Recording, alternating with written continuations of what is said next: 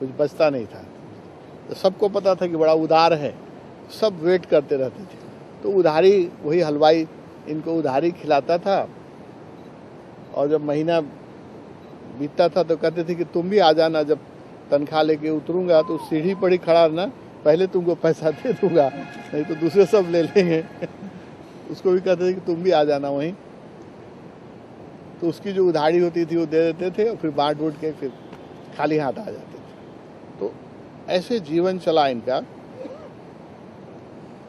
किसी ने एक घड़ी भेंट की।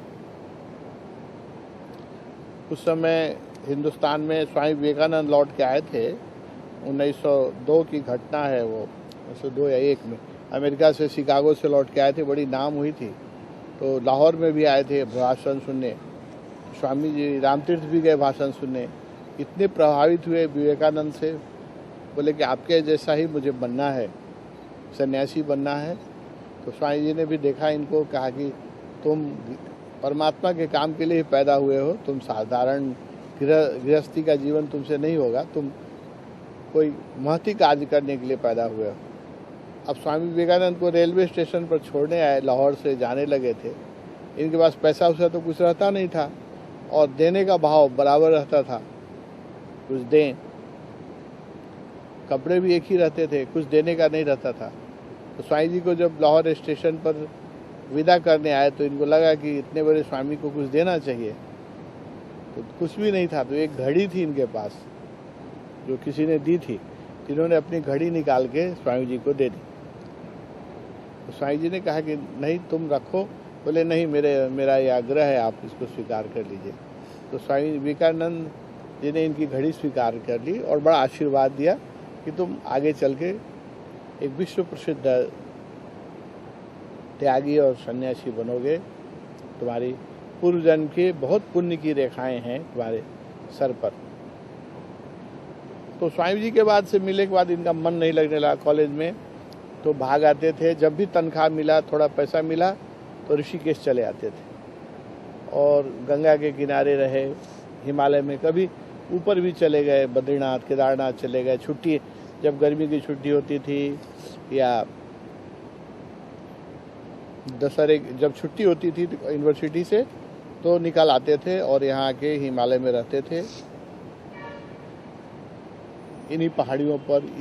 तो उस समय ये गुफा उनको दिखी, जब वो प्रोफेसर ही थे, तो यहाँ आके रहने लगे इस गुफा में। यहाँ चूँकि आगे झरना है, ठीक अपोजिट, देखिए बहुत उनको प्यारा लगता था, इसलिए ये जगह चुनी। ये ब्यास आश्रम नाम था। तो यहीं पर यहाँ पर यही गुफा, ये जो गुफा है, इसमें रहने लगे जब आते थे। और कभी चले गए, अकेले चले गए ऊपर हिमालय में चले जाते थे। तो गंगा से बहुत प्रेम हो गया उनका, इतना प्रेम हो गया कि फिर कॉलेज में रहा ही नहीं जाता था। हर 10 दिन 15 दिन के बाद भाग आए गंगा के पास। तो बोलते थे गंगा मुझे बुला रही है, मैं नहीं रुक सकता हूँ। बहुत अद्भुत प्रेम हो गया गंगा से। और मैथमेटिक्स के वो हिंदुस्तान के प्रसिद्ध विद्वान, बहुत बड़े विद्वान थे। तो जो गणित के सवाल कोई नहीं हल कर ला सकता था, वो उनके पास भेजा जाता था। बहुत जटिल जटिल समीकरण वो हल करते थे। तो ऐसे 3 समीकरण उनके पास गणित के आए थे। किसी वैज्ञानिक ने भेजा था जो बहुत जटिल था, गणित का 3 सवाल। तो इनसे हल नहीं हो रहा था, उसका सॉल्यूशन नहीं निकल रहा था। तो संकल्पवान व्यक्ति थे, तो बोले कि आज रात में ये तीनों सवाल मैं हल कर लूँगा, और अगर हल नहीं होगा तो मैं सुबह अपना आत्महत्या कर लूँगा, प्राणांत कर लूँगा। और रात में बैठ गए गणित के सवाल हल करने के लिए। मैथमेटिशियन तो विश्व प्रसिद्ध मैथमेटिशियन थे। इनके जो मैथमेटिक्स में इनके दिए गए कुछ जो समीकरण है, अभी तक विश्व में प्रसिद्ध है। फार्मूलाज कुछ बनाए हैं। तो 2 सवाल तो 12 बजे रात ही हल हो गया। तीसरा सवाल बहुत जटिल था, किसी बहुत बड़े वैज्ञानिक ने कहीं से भेजा था, मैथमेटिक्स का बहुत जटिल इक्वेशन था, सॉल्व नहीं हो रहा था।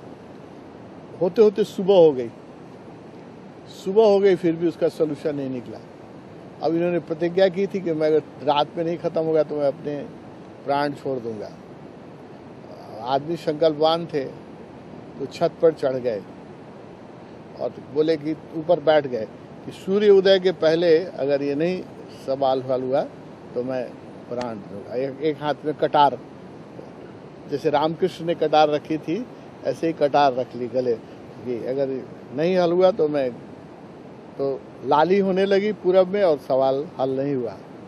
तो इन्होंने कटार उठाया और गर्दन काटने के लिए यहाँ पर थोड़ा खून भी निकला, थोड़ा प्रहार भी किया,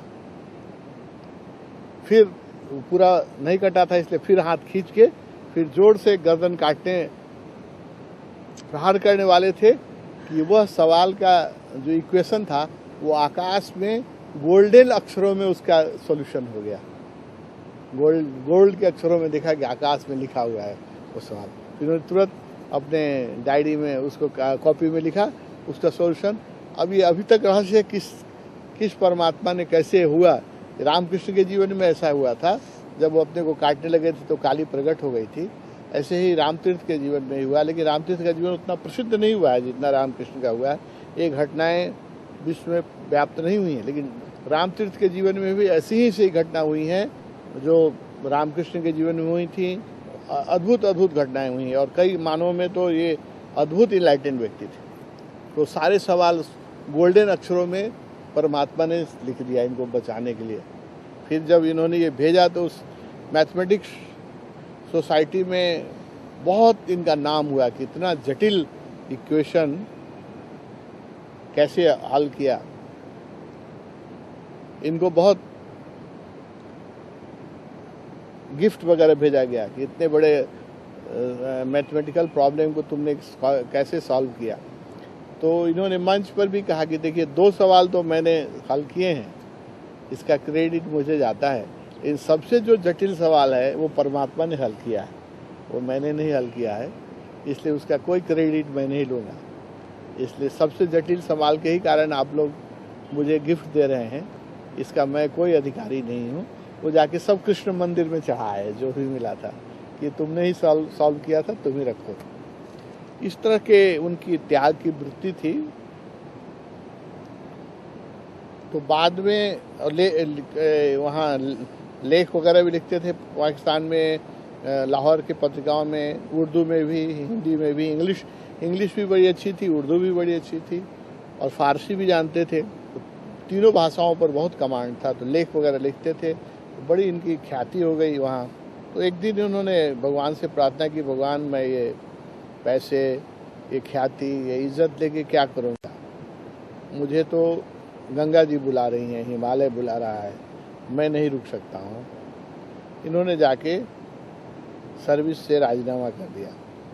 तो सारे फैकल्टी बहुत तक इनको करने लगे, तुम मैथमेटिक्स के इतने बड़े विद्वान हो, हिंदुस्तान के सबसे बड़े विद्वान मैथमेटिक्स के भी हो, तुमको जॉब नहीं छोड़ना चाहिए। इन्होंने बोला नहीं, तुम नहीं समझोगे, मुझे हिमालय बुला रहा है, गंगा जी बुला रही है, मैं नहीं रुक सकता हूँ। बचपन में ही शादी हो गई थी, 2 बच्चे भी हो गए थे, पत्नी भी थी साथ। तो पत्नी ने कहा कि हम भी चलेंगे।